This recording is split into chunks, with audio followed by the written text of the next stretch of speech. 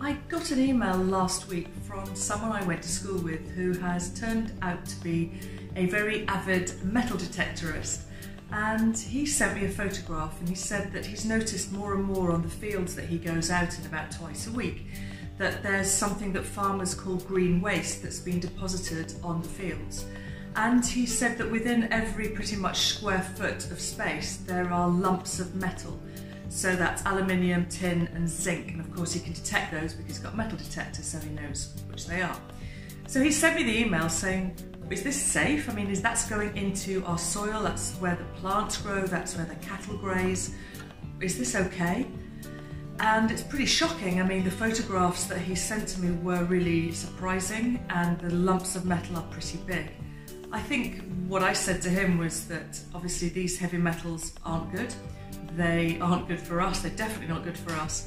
And so one of the things that we can do is for sure try and buy organic as where we can, which I talked about in the Friday feed a few weeks ago. But also think about heavy metals generally, so things like mercury fillings, cigarettes have a lot of heavy metals in them. And what happens with heavy metals is that they go to the fattiest parts of our body, which if it's in the mouth, like fillings, it's the brain, and all of the other major organs, they're the fattiest place in the body. It's really hard for us to get heavy metals out of our body, and what starts to happen is that our body starts to respond with things that aren't so great for us, such as candida, all kinds of gut health issues, balance issues, hormonal problems, behavioural issues. Heavy metals, whether that's lead in the pipes, whether that's aluminium in bowls from my grandparents and pans, and of course it comes through the generations because it does deposit in the fatty areas, so it goes through the generations, it gets passed on through the egg and the sperm.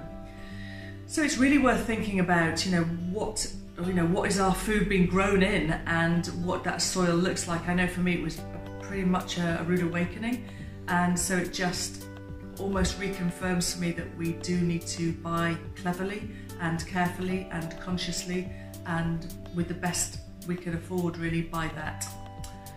Some food for thought.